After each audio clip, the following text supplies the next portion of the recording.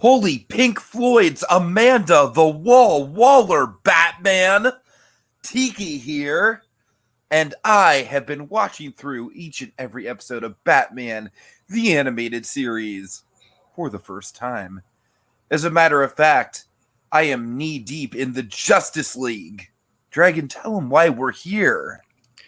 Well, you see, folks, long ago I made a vow to educate Tiki in the ways of Batman the Animated Series, serving as his spirit guide to Gotham in a way. But now, Batman has become part of a bigger universe, and the mission goes on as we enter the greater DCAU. Tonight we are talking about the Doomsday Sanction. Yeah. Was there another part to the outro or to the intro, or did I nail it? No, you're fine. Okay, I don't know. For some reason, I thought there was another part. No, All right. you just had to tell him what the episode is and what did you think about it? Okay. So, yeah, Dragon, this is it's kind of a three-parter in a way. I can see why you linked me to all three of them, even though they're kind of like tangentially related to each other. It's kind of like the big sort of. I almost kind of equate this to like a very light version of the Hydra arc from the MCU, where it's like it's our heroes kind of like dipping their toes into government conspiracy and kind of like the government versus the heroes to a certain extent. And I really like this whole arc. I will say, though, this episode in particular, certainly some really good Batman stuff we'll get into. Definitely a very, very memorable Batman versus Waller throwdown right at the start. But, Dragon, I gotta say, a lot of the other stuff that I know we already said we were going to yada yada past, the volcano stuff, it just didn't really do it for me. The Doomsday stuff, it just, I don't know. It wasn't bad per se. It was just kind of like pretty standard middle of the road Justice League content, you know, like it didn't really knock my socks off in any sense. But I like I said, I do really enjoy the Batman stuff. I can see why we're covering this episode. Ironically, Dragon, I would say this is probably I would rank this as like right in the middle of the three that we watched, and the Supergirl one wasn't bad. It's just it pretty much had no Batman in it. But That's I why would we didn't say cover it. actually out of the three of them, Ultimatum is probably my favorite, and I'll tell you why for two reasons. Number one, Dragon, I absolutely love the characterization of a Superman who cannot stand fake nice people. I love it so much. It's so like Superman's irritation in that situation is so palatable, and I love it. And number two, of course, I already told you this, but I like the moment with Conroy Dragon, with Conroy Batman facing off against Amanda Waller, and basically the whole like the Justice League has his back, and he's got the guns pointed at him, and he's like, "Mine are bigger." Like Dragon, top five Conroy moment, man. Top five Conroy moment. It That is. knocked my It is socks good. off. He I love stood up to he stood up to the wall, man. that. That actually is Hey, her nickname, by the way. oh, I know. I'm well aware. Good. Just want to make sure. Okay. Anyways, why do you think I made a Wheel of Fortune puzzle out of the Holy? Right. All right, so yeah, Dragon, I enjoyed this. Like I said, I do think there's a bit too much fight. But we can yada yada past that. As far as the Batman episode goes, it's certainly pretty memorable. Yeah. So, bit of context here. A little backstory on this one. So, this was directed by the great Dan Riva, who, of course, he's very much the Dan Scanlon of the DCAU. Worked his way up from You got a compared package, Dan. exactly. So Dan Reba has always been really good at character beats and like really good with character motivations, and he's kind of started in place of character design that always kind of carried through all the stuff that he did. He did a couple installments of Secret Origins. He did Legends of the Dark Knight. The very kind of the Rashomon sort of like the kids like their different versions of Batman from their interactions with them, and of course Wild Cards, kind of a big Batman Joker episode.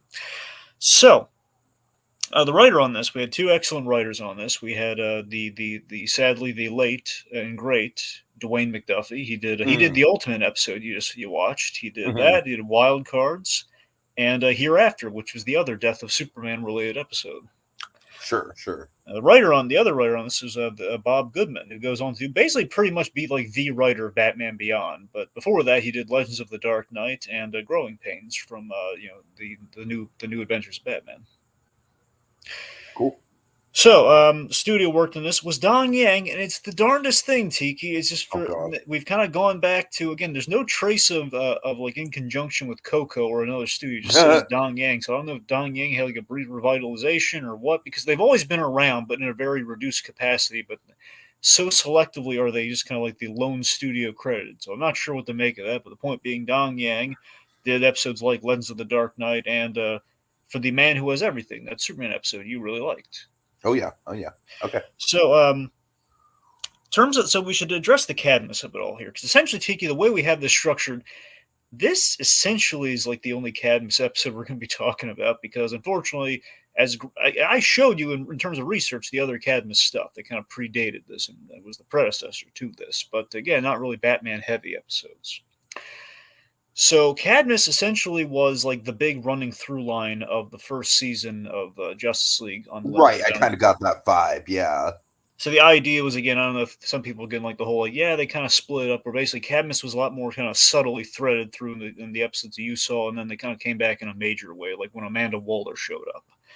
So essentially, a better Richard, this episode specifically. So you had A Better World in season 2 of Justice League, which introduced the big, like, again, was one of the times we did, evil Superman but right, with the Justice Lords. And retroactively, well, that was just supposed to be kind of like an offshoot, like, hey, we did a multiverse story, yay us! Back before it was all over the place now. And basically, they got so much mileage in the DCAU from A Better World, because essentially you had this great interesting moral debate that came from it with the stuff, Batman and Batman versus Batman in the Better World episode kind of brought about this great, like, what which is the right way. I mean, kind of a place that's a little more capital punishment or what or whatnot. And the idea that this led to, okay, so if we're coming back for yet another season after we pretty much put all the good stuff we could think of into season 2 of Justice League, how do we reinvent the wheel? Well, okay, let's take one of our great episodes, which was A Better World, which had a kind of a great kind of like debate kind of in it and had like these great big questions. And what if we addressed those questions? What if we brought up like the actual real life consequence of, okay, if people found out the Justice League had taken over another world and had essentially done this stuff, and like we have Luthor running for president, what would happen? Like, that's a really interesting kind of like threat that we have kind of thrust upon our guys this season. So Yeah. so that was essentially, that kind of allowed them to bring in Cadmus, which, Cadmus goes by many names. Cadmus was really like a science division, like during the death of Superman stuff, and they've been doing other stuff. So they are all about cloning and everything. That's very much Cadmus's bread and butter. But they kind of melded all the Amanda Waller adjacent stuff. Like Amanda Waller is part of a program called Chessmate, which if you go by the Arrowverse, it's called Argus. There's a lot of names. The point being, Amanda Waller being the unifying thing in this for this show, they simplified it by making it Cadmus because of the science angle, and it was cool. So so the idea is she's been in the background gunning for the Justice League, and this episode is very much the full-on declaration of war that we kind of had in that Ultimatum episode. But this is like full-on, like, yeah, she's bumping heads with Batman. Oh yeah. And so again, we kind of paid off the fact that we introduced Doomsday in A Better World.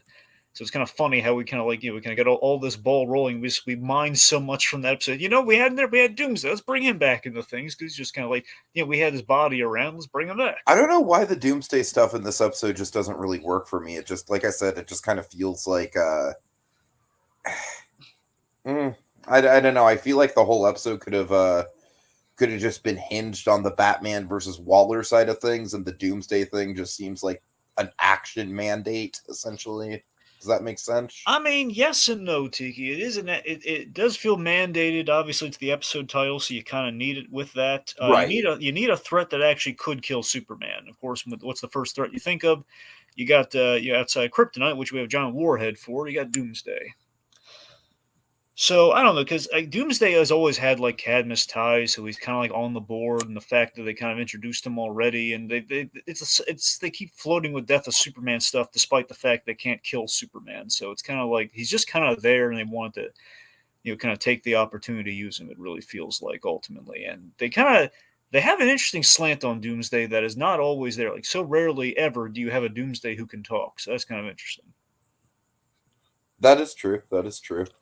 Yeah, I'm Fair not going enough. to say it's like the best Doomsday I've ever seen because I think, like many, I'm going with the simplistic kind of Hulk with like jagged bones coming out of his hands. You know, it's kind of what I usually go with. But I yeah, mean, go it's figure. certainly better than Zack Snyder Doomsday. Oh, absolutely, eons better. Yes, I mean at least he's not a disc. At least he's not a discotect. Right, right. God. All right.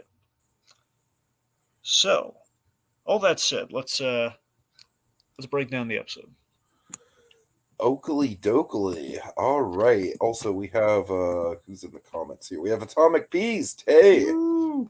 I wonder why Superman retrieved footage of alternate Lex Luthor's death, aka Lex Luke, too close to the heat vision. Hmm. Uh, any idea, Dragon? Oh yeah. So essentially, he's referring to, I believe, is from the Question Authority episode, in which so he wondered why Superman retrieved footage of Lex's death. As well, here's the thing: I forget if that's specifically a computer simulation that Amanda Waller brought up, like the whole they ran simulations. I'm pretty sure that's Superman is trying to kind of gather some. I believe he's just trying to gather proof on Cadmus, and essentially found that in the question. Eventually, he finds this out, and then sorry to long story short, the question uncovered this thing that Superman was trying to keep from all the other members outside of the original seven, and it drove the question insane to the point where he tried to kill Lex Luthor. Oh, geez. Because That's again, to be fair, it wasn't like crazy. He was trying to do it for the benefit of no, humanity. yeah, for sure, for I'm going to sure. save Superman's life by killing Lex Luthor myself. Okay. Yeah. All right. So yeah, let's break it down. Let's do it. Yeah. Okay. So we start the episode strong. So we got Amanda Waller's morning routine. We have This is some. a fucking excellent cold open, Dragon. That's what I'm saying. McDuffie has a great cinematic kind of like way about him, and as well as Bob Goodman, who's written many animated movies like Dark Knight Returns, for example. So there's a great cinematic language I think we have kind of coursing through this episode. So we have like the mundanity of Amanda Waller getting up in the morning, and we kind of over the radio we learn about like the whole San or TV, I guess. We learn about the San Vaquero thing, and the fact that the Justice League are helping in the evacuation of a kind of this island place that's about to go off because of a volcano, and Lex Luthor is running for president, and his numbers are looking scarily good. And again, this is kind of paralleling, it's kind of Nostradamus in a way, and then years later, who knows? Oh yeah. Yeah, that's always the trippiest thing. The fact that a billionaire becoming president was always like, that can only happen to Lex Luthor in the comics. That will never happen in real life. People who would vote for him, then well, there we are. I mean, not just a billionaire, but a billionaire reality TV star. Yeah. Anyways, we don't want to talk about that. No, I'm just bringing it up because that's historically Lex was always the barometer for that guy. So that's anyway. Right. It's like who's going to vote for a billionaire? Anyway, so she goes. So I love that she's walking to the shower. Like before the car comes and gets her in 20 minutes. All the cameras go out on the security cameras on the screens. Just love that little detail. If you look like out, right behind her, she's walking down. So she's in the shower and she's going for the towel and she can't reach it, but thankfully someone's there to help her. Batman lends a helping hand, Dragon. That's what he's here to do. That's why he's a hero. So this is great, and you know why. This is so great, the fact that she invaded Batman's privacy with that rich boy line. This is Totally. This is his revenge for that. This is Batman pulling a bad entrance in the shower, which I think is Jim Gordon's worst nightmare, if I'm being frank. Oh, God. It's like, of all the times, why now? Anyway, so just get dressed. It's time we talk. Like, yeah, we haven't really had words since that whole minor bigger line. We should talk. Uh-huh. All right. So let's see. So Batman, he reads off the kind of like her shady bona fide about all the stuff that's impressive rap sheet of all the stuff that she's done, as well as the shady stuff that she's done. She's been through like 3 administrations, and she's kind of tit for tat. She says like, "Hey, I could blow the whistle on you at any time." And this is a great retort, by the way. How Batman says, "Fine." I love how ticked off he is. Like, look, I don't want to do this, but I'll do it. Like, fine. Let's step into the light together. I'm sure the American people will be just as interested in your activities as mine, such as, secret weapons, illegal cloning experiments, bypassing Congress. Secrets only the Sith knew. Yes. I'm sorry, you mentioned the cloning thing. I couldn't resist. No, but seriously, I just love the Batman. He's like Batman being prepared for all sorts of eventualities. It's like, okay, look, if I do get found out, it's a mutually assured destruction sort of thing. I'm taking Waller down with me. Someone's She been has to taking know notes that. from a certain lawyer. Yes, and we're not talking about Harvey Dent. God. So Amanda Waller, Could you essentially, imagine just like Saul Goodman facing off against Harvey Dent in a legal case? it'd be a sight to see, and of course, Saul Goodman would be cowering a little bit at like the Oh threat of death from Two Face. God. Anyways. Anyway, so Amanda, basically Batman and Waller have like the big conversation here, and basically we kind of put on Front Street what the whole season's about in this scene. This episode is very pivotal to things, in which she basically comes out and says like, "Hey, listen, did Superman ever mention how he got Lex pardoned at the in episode 2 of A Better World? Like how Lex saved the day at the end of that episode. We had to bail him out. We had to pardon him from prison after we finally got him in prison, Mhm. and essentially." Superman had to tell the president about the whole parallel the visit to the parallel universe, which included how the Justice Lords, killed the president, did all that sort of stuff, which basically wigged the government out. Like, man, if that happened in one world, we should be concerned. We should be, especially, I imagine, if Luthor is announcing his candidacy for president, like we really have to be prepared. Sure, sure. So I mean, it's a fair point. It's something they never had to consider, and it's the fact that like 7 of them, kind of like overthrew the government and killed the president. That's something we don't like, and also, they have a giant space gun pointing down at us. Which in an episode or two before this, by the way, it's an episode called Darkheart. The Watchtower is now equipped with this giant laser beam that got fired to stop an alien I invasion, mean, and you know what? That is a fair point.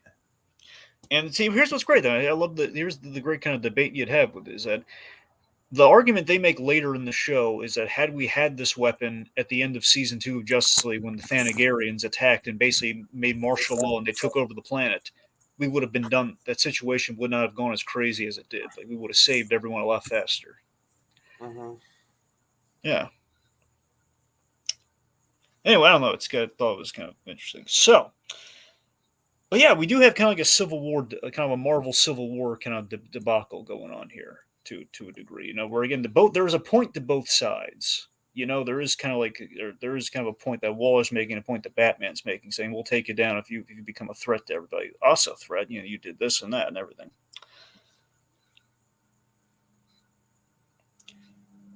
Yeah, I think Batman on some level. I think Amanda Waller and Batman are. I love how this episode starts these two characters off in their positions, and by the end of the episode, they are kind of swapped in their line of thinking. Like Amanda Waller comes to Batman's side just a little bit, and Batman to her side just a little bit. Not enough to change, but enough to kind of like have it in play. That is the mark of good writing. Yeah. And again, I think it's interesting because Batman's always about contingencies and everything, and Amanda Waller is like formulating contingencies. I think Batman respects that on some level, and he agrees with her, which ushers him to that line of thinking later on. Like he's a human guy amongst the team of gods. He's thinking kind of like Waller's thinking. I don't know. Mhm.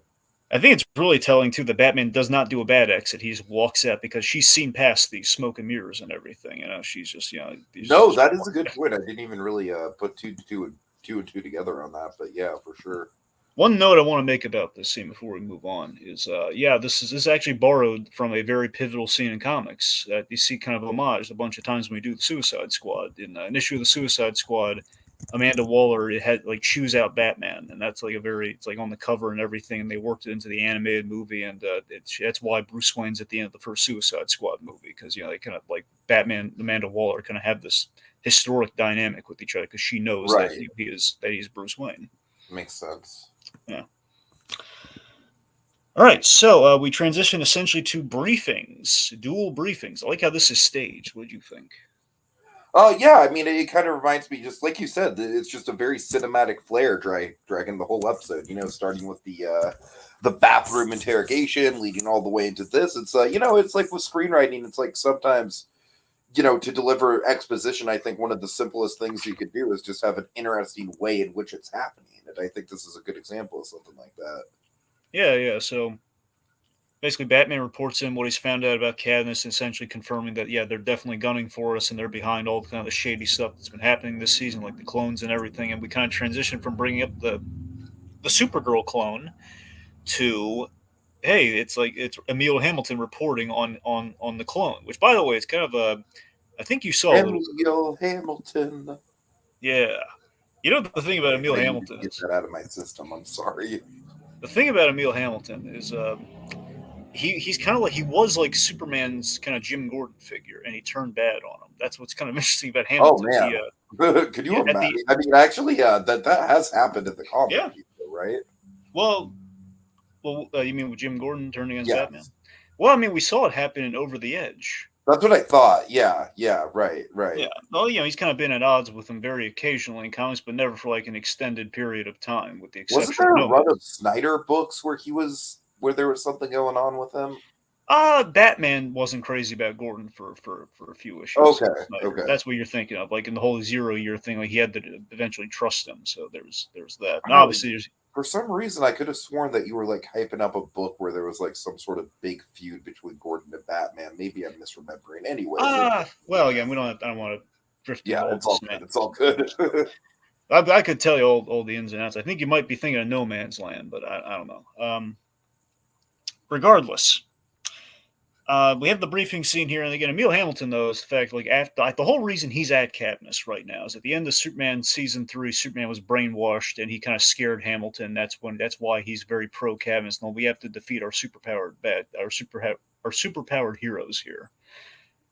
Because they could turn south like Superman did and terrify us. Right.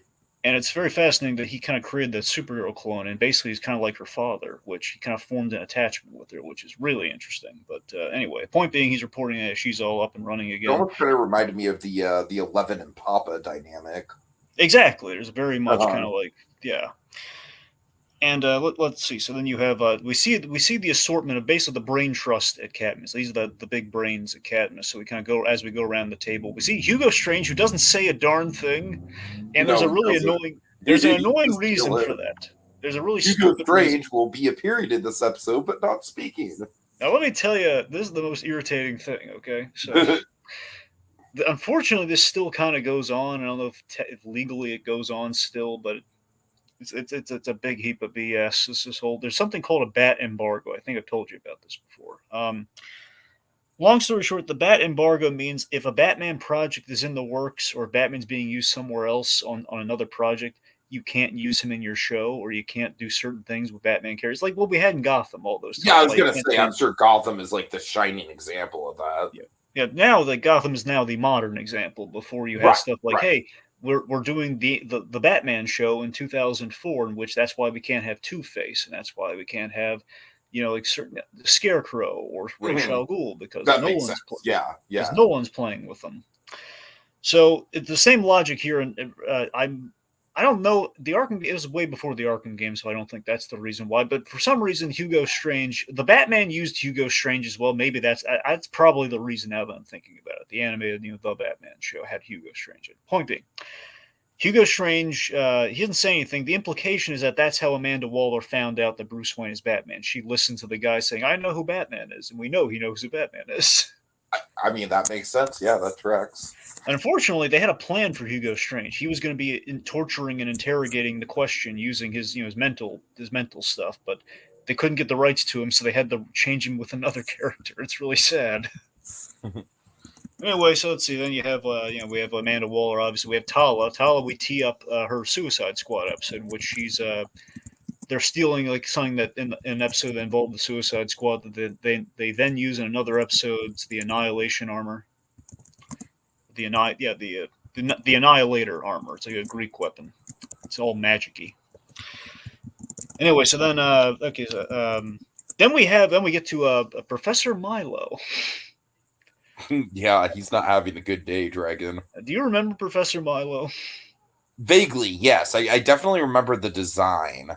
Yes, from the not so good to worst episodes of Batman the Animated Series.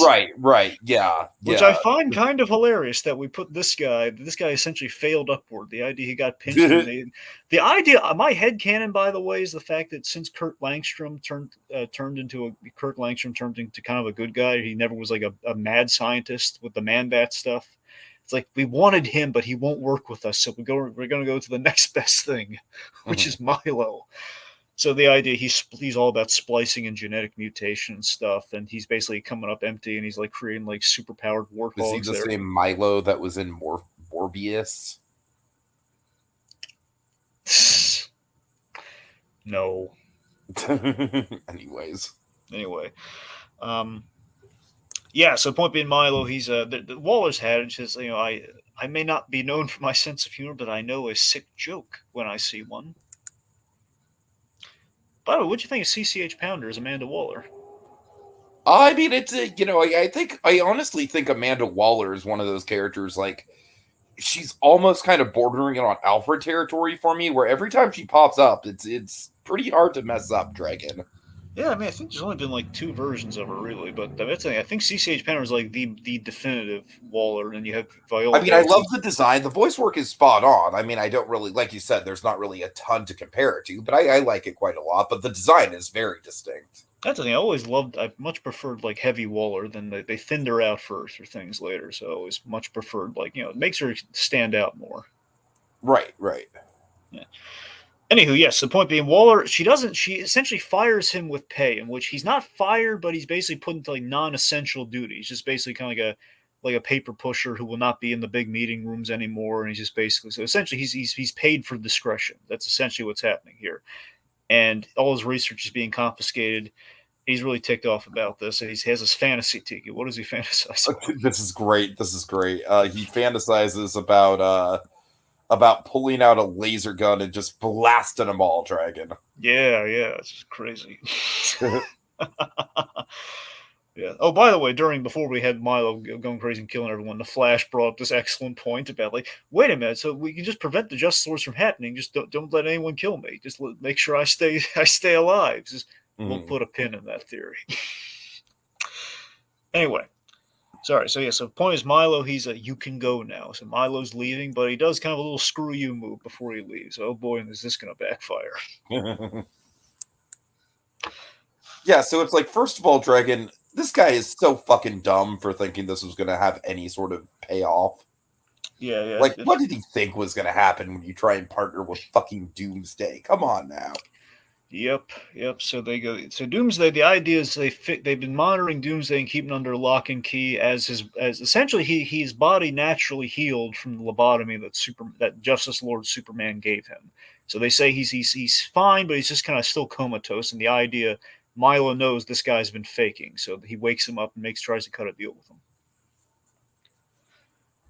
And basically, we kind of get the backstory. We get the DCAU backstory on Doomsday, which is radically different from what it usually is. Because we're saying, at least when I watched this for the first time back in the day, I always thought Milo was lying to him, and this was like a simulation they created to brainwash Doomsday if they needed to.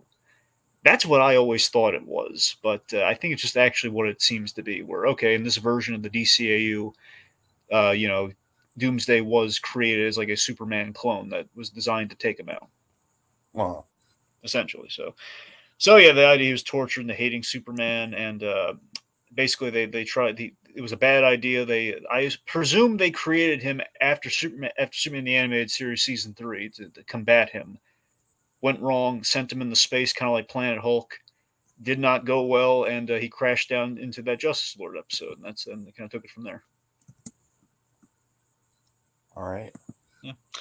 Anyway, so it says you'll solve both of our problems. Yes, and what does he do to solve both of their problems? I mean, I don't know if he actually murders the guy, but it seems implied that that's what I'm happens. pretty sure he squishes his head like a grape. That's the Yeah, impression I yeah. got. It's I like think it's it's off screen, but like Michael Rosenbaum plays this guard who kind of walks in and says like, "Oh, Milo, I'll have his hide. Doomsday already beat you to it, man." Like, oh god, he must have must have been dead. I like that Waller had like a twinge of sympathy for Milo after hearing that. So that's kind of interesting. yeah. All right, so this is the part that's going to go by really fast. So we're at San Vaquero Island. It's being evacuated by Justice League. You know me, Tiki. I love it when our heroes save people. So I love them kind of as this Yeah, relief I mean effort. that's all fine and good for sure. I don't know. I just think this whole like I said, Dragon, the challenge with some of this Justice League stuff, and I think we've already kind of like addressed it before when going over some of these episodes, is it's not that the non-Batman stuff is bad, it's just that I'm very much watching through a Batman focused lens. So I do kind of struggle with with the with kind of uh what to actually pay attention to when it comes to. I mean, it's obviously I'm paying attention to everything, you know what I mean, but I struggle as far as like what is going to be truly important in the episode for the podcast is what I'm trying to say as far as the non-Batman stuff goes. It's kind of like something I'm still struggling with. Right. Well, I mean, you know, it's kind of in general though. I do like that them helping out in a relief effort. It's very kind of like post 9/11 thinking. It's kind of evocative, like kind of like the post 9/11 stuff we saw come out of the day, where heroes helping during a crisis. It was really nice. Indeed. Also, of course, I love the little nod to Donner Superman, where Superman's in the volcano, kind of digging so he can kind of relieve the pressure in the volcano, trying to avoid it from erupting. And of course, like the delicate situation, and who enters?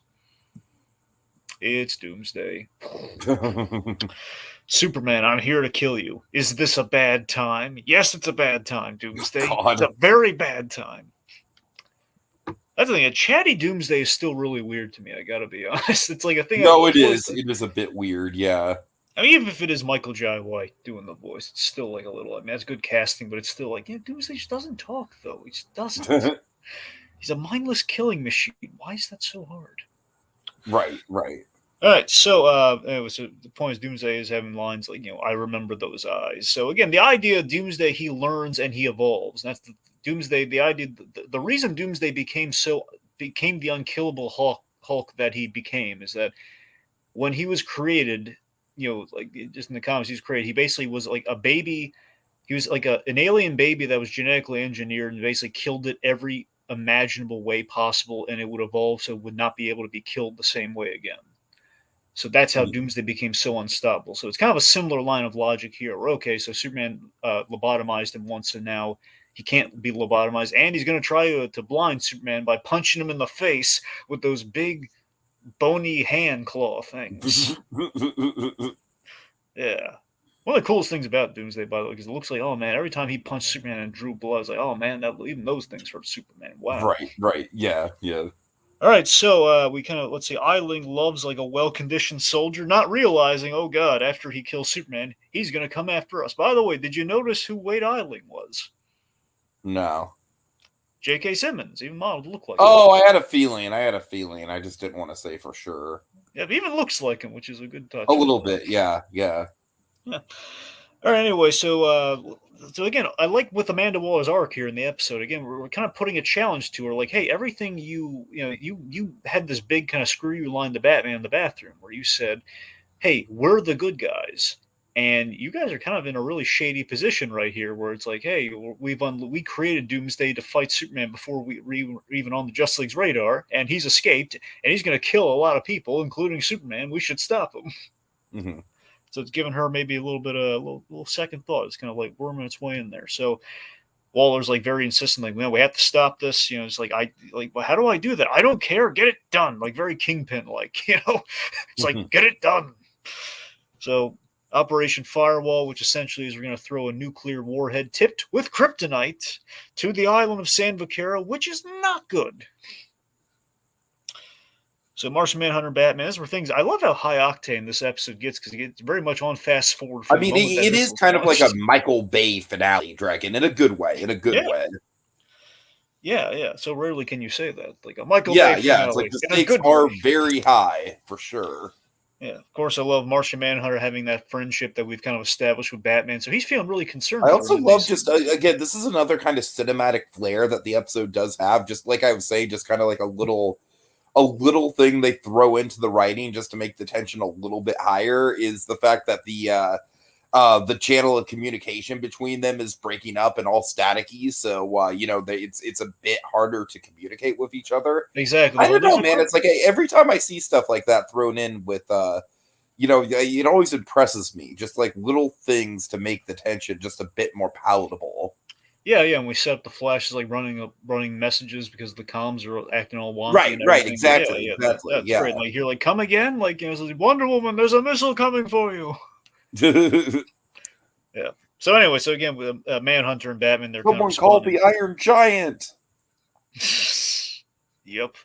Because the Iron Giant would in a second like go fly like that to save Superman from a kryptonite war. Oh, no doubt, of course. How emotionally involved would that be, man? Oh my god! And that is the one time, Dragon, that I will actually accept Warner Brothers fucking around with the Iron Giant is if they do an Iron Giant and Superman crossover. That is the one time I'll accept it. Oh, Tiki, there's something I really should tell you, but I can't tell you here because it's.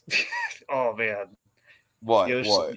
Kevin Smith's the episode, the Bizarro Superman episode that Kevin Smith was going to do for that canceled HBO Max show, had a huge homage to the Iron Giant Superman thing. Dude, HBO, what the hell happened? It was going to essentially the episode he pitched was no. I'm not asking about it. I'm just saying like just in general, like what like HBO Max, just Jesus Christ, that's a.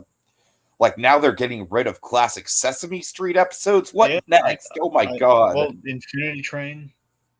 Yeah, Infinity. Oh Jesus! All right, that one really hurt, but we don't have time. No, I know for sure. I mean, it's like luckily we have like stuff like Watch Cartoon, but the fact that that's the only way to watch it, it's terrible. Yeah. Netflix, buy Infinity Train and continue it. Make more seasons. But that ship's going down too. I know. I don't know. Anyway, point being, so I don't want to go to Disney either, so I don't know who it can go to. Fucking like Showtime. I don't know. Yeah, I don't know if that's. Yeah, I don't even think they do animated stuff. No, that's the thing. I would not. Well, they do like that cartoon president thing, but I don't think that's really the best. Oh God. Anyway. So, point made, Martian Manhunter and Batman, they're responding to the situation. Again, the Manhunter is very much going to be concerned over Batman because they have built up kind of a friendship at this point, I like to think. So, Batman calls Amanda. This is an awesome moment. Batman calls Amanda Waller on the president's phone line. I just love this. Like, yes, Mr. President, call off the missile. Like, how did you get this? That's great. That's great. So I gotta tell you, man, I love when Batman's trying to save people, so I love him calling very intense and really upset over this. Like, if anyone dies on that island, I'm coming for you. And again, Waller, like, is in absolute agreement, but she still doesn't want to give Batman the satisfaction or, like, admit fault here, which is here's the DCAU Amanda Waller is far nicer than the real Amanda Waller, but again, I think it was a good call, ultimately.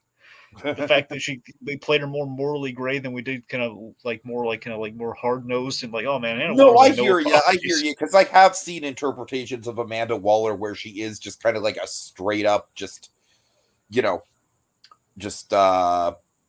word I don't want to say on the podcast. Right. You know what I'm saying? No, I get. Point being, like, again, like, look at the James Gunn Suicide Squad. She goes crazy at the climax of that film. Like, she's very.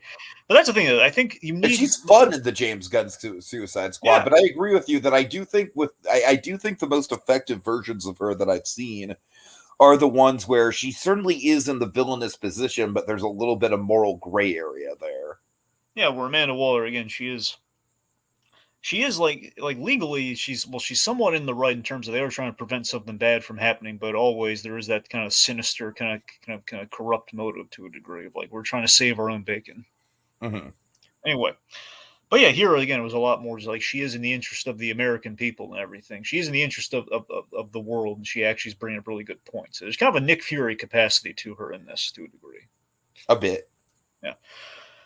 Anyway, so she kind of has this line of like, do what you have to, and so will I. So she's like, Eiling, oh man, the Amanda Waller's ticked off. So everyone run. Mm-hmm. So I love Batman's like giving her credit. Like, she didn't know. Anyway, so Captain Adam, Captain Adam's whole deal is like he absorbs radiation. He's the basis for Dr. Manhattan from Watchmen, by the way. So Captain Adam, he's His top speed's Mach 2. He'll never make it in time, which then leads to the beginning of the most awesome Batman moment ever in JLU. So Batman's he's running at top speed, like shoving people out of the way. Yeah, I love the shoving people out of the way bit, Dragon. I don't know, just something about that. It just felt very real world urgent. No, I loved it. So he's running and he's shoving people. I love it. Fuck off! But still, I love that it's Batman, who again he was usually a lot more kind of stealthy and kind of exactly. Yeah. Just the fact that Batman in a panic to save people, particularly also his buddy Superman, who was in direct. Dragon, you know what it kind of reminds me of, actually? What? I think you're going to appreciate this pool. It reminds me of, I believe it was the season 5 finale, where Mike finds out that Lalo is on the way to Jimmy and Kim's house, and he calls Kim on the phone, and we see him, and he's like speeding towards their house, and it's like, oh my god, if Mike is that stressed out, Jesus, this is an intense situation. Oh, for sure, yeah, no, yeah, absolutely. So anyway, so Batman's running to the Javelin hangars. He's like, clear the hangar now! And he's like, I love those guys. Like, oh god, like they're running out of the way. Like, I mean, Batman's saying we got to clear the hangar. We got to run out of here, man. So he gets into the Javelin, like he like deploys it, like as probably avoiding safety protocols, and all, like just drops it as fast as he can. He's blasting through there, and he's like using the like there's like a threat of like burning up on re-entry because he's going so fast. He's gonna like kind of gild the plane so he can kind of get a boost so he can get to the missile faster. It's like Batman's like he's thinking, even in a pinch, Batman's thinking all cylinders right now. Right. So meanwhile, Waller's upset. You know, she's chewing out Eiling over, like, you're going to kill Superman and everyone else on the island.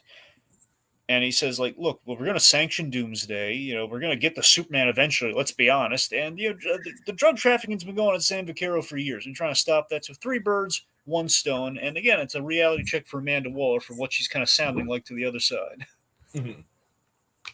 Yeah. All right, so the point being, he can't stop it even if he wanted to. So really, it is on Batman to save the day here. So we have a little bit with our fighty fight. The only thing to acknowledge here is like Superman, like beating the crap out of Doomsday and vice versa. And he's shirtless like the death of Superman. Dragon, I really do think that at the end of the day, I think you kind of hit it right on the head. Where it's like the reason why I don't necessarily think this Doomsday fight is all that compelling to me is that, to me, when I think Doomsday, I think just like raging Hulk monster who's like absolutely out of control, tearing the city apart. And it's like just this dude who's just kind of like pre-programmed to hate Superman and has a grudge against Superman just because he's Superman. I don't know. It's just, I don't really. It just doesn't really sing for me. You know what I mean? Doomsday. The idea of Doomsday is that Doomsday just kills anything that moves, and exactly, only thing right. Doomsday with a grudge is just like, okay, well, he hates Superman. It's weird. Yeah, it doesn't. It very much feels off. I almost kind of feel like they could have had another Superman villain in this place. Yeah, I mean, well, yeah, that's the thing. The only one who actually would have like a legit grudge would be like a Mongol, for example, for the man who has everything. But I don't know. It's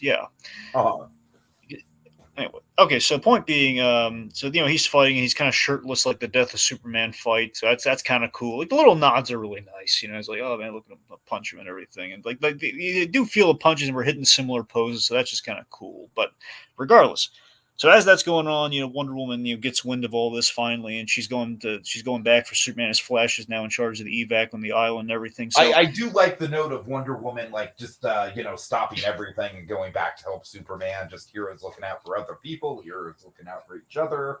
And again, like the Holy Trinity it's the Holy Trinity. It's the Batman, Wonder Woman, Superman thing. So their friendship is very well represented in this episode. So, okay, then we have like the big moment. Oh God, this fantastic moment. Debatably best Justice League Unlimited moment for Batman. So Batman's trying to shoot down the missile, but the missile has like a magnetic repulsor, so it falls on deaf ears. So Batman, there's only one chance, as the Martian Manhunter outlines, there's only one chance to stop this missile from hitting that island and killing everybody, including Superman. Batman has to give the missile an opposing charge with the javelin itself. And without hesitation, Batman says, he does it. He hits the button, he adjusts it, so he just flies up there. He magnetically couples to the missile, basically steering the missile through the island to the other side. In a way, this is a lot like the ending of The Dark Knight Rises, right? That's the thing. I assume many other people have long speculated Christopher Nolan had to have seen this episode. He had to have. Yeah. Because again, this is like in so many, like way before the Dark Knight came out. A lot of this is always like in the compilation of like best Batman animated moments or best Batman moments. Like this thing is high up there, man. Totally. So, assumedly, Nolan, just through some osmosis, because we know he watched the animated series because he has John Daggett. That's always the proof in the pudding that Nolan had watched exactly. Batman the animated series. Yeah. Very bare minimum, by Dark Knight Rises, he had seen some of Batman the animated series. So, and probably John Daggett was like a main player in the animated series either. He's a relative deep cut. Yeah, like Roland Daggett in the animated series and John Daggett. He knew enough to alter it a little bit. But I'm saying the pull of Daggett, that's an animated series. He's only in the animated series. Yeah, exactly. So that's the thing. So assumedly, I still want to see them do Bullock in a. I mean, obviously we've seen live action Bullock with Gotham, but I really want to see him in like a major movie. Yeah, the closest we'll ever get, the closest we have so far ever gotten to it was that fan film, was the Bat and the Sun fan film with Michael Madsen playing Bullock. Anyway, so the point being, Batman, he basically pulls. That is like absolutely like I wager to say you can't get much better casting than that. I'm in full agreement with you there. Yeah. So let's see. So basically, Batman again, he in an even better version of Dark Knight Rises with that save here. Like Batman's like he saves his friend Superman. He saves everyone on the island by basically he ejects at the very last second. He bashes, like punches that eject button, ejects right. So in other words, he uses the autopilot. I mean, not really, but okay.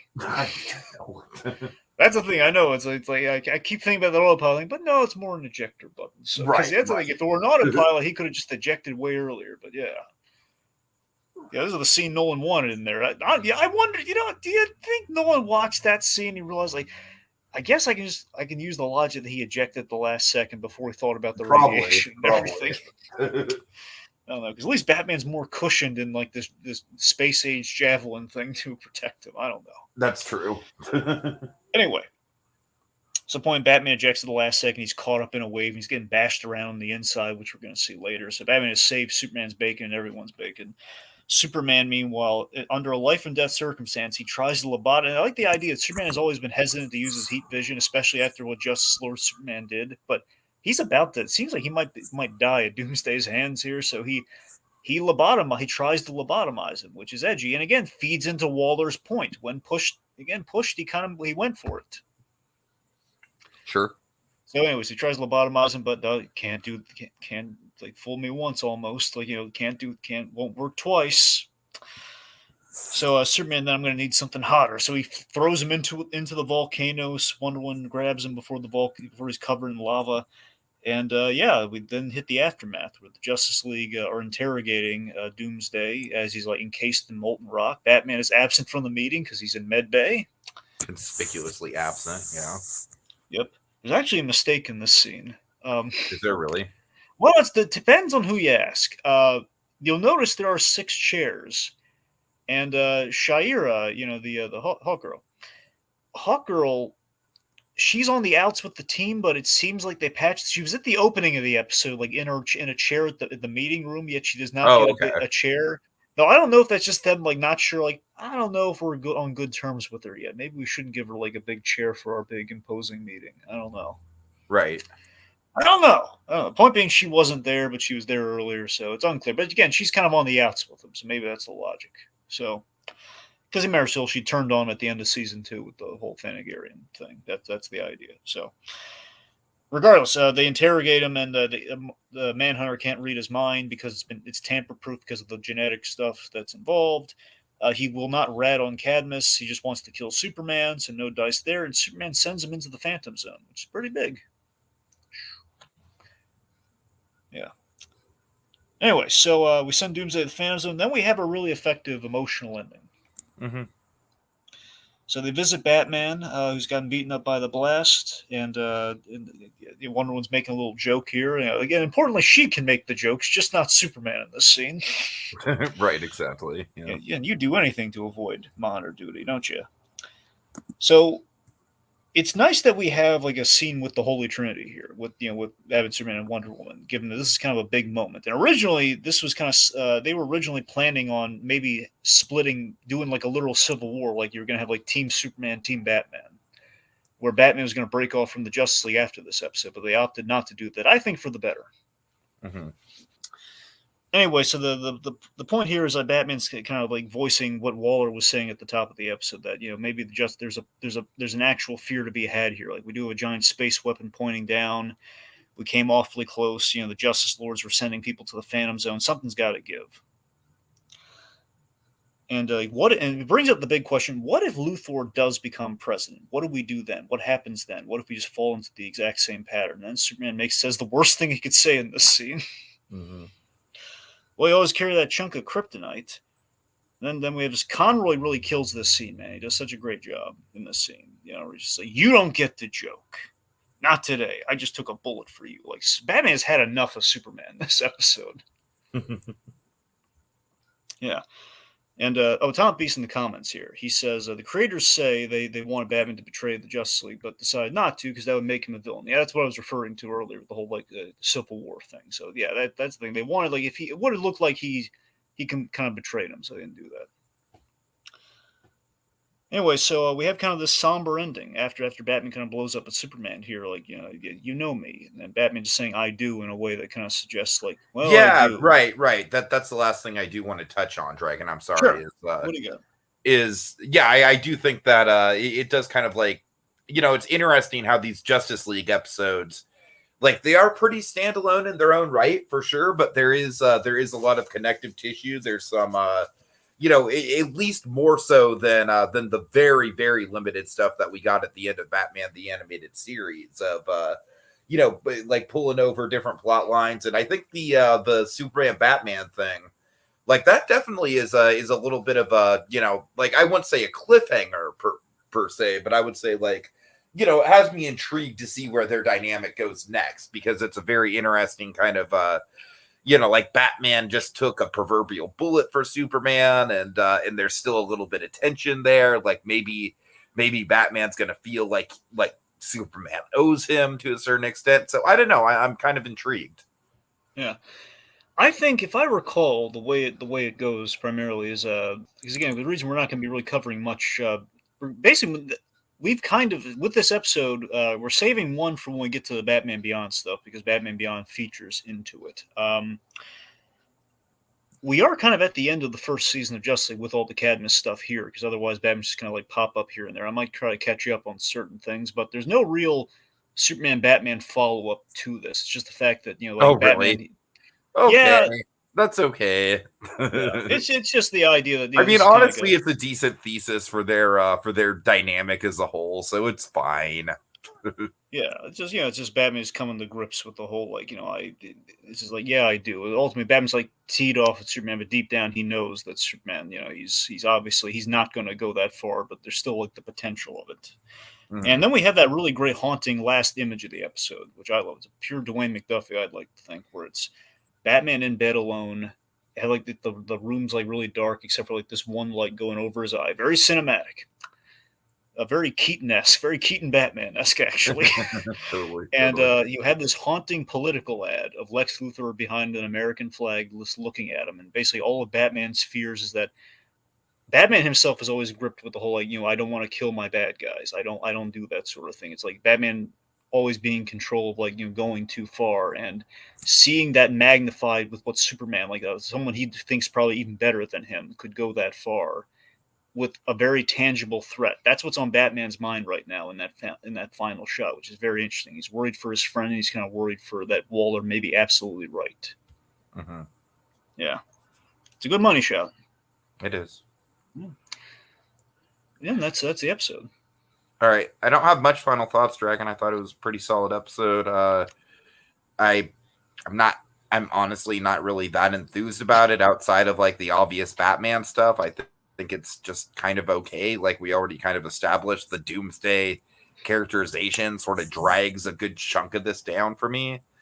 I don't know. I'm honestly, if I sound unenthused, it's not because of the episode itself. It's just because I've spent like 8 hours in the heat, and I'm just getting really like that's. Anyways, that's neither here nor there. So I apologize for being kind of low energy on this one, Dragon. I just didn't have a ton to say about it.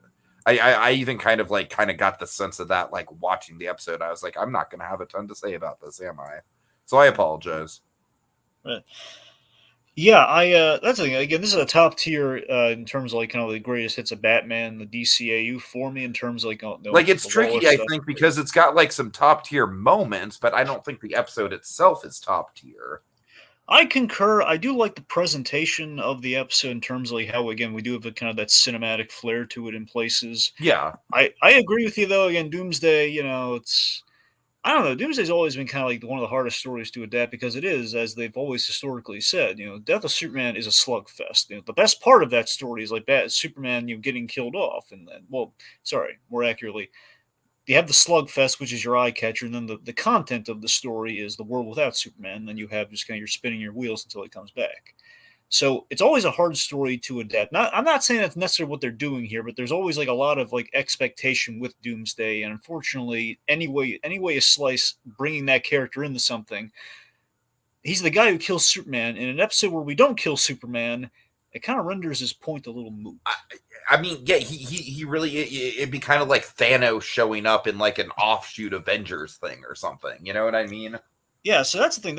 Ultimately Doomsday is he was kind of a mandated thing to a degree, in which, Doomsday was kind of like never did they want to kill Superman in their show, obviously.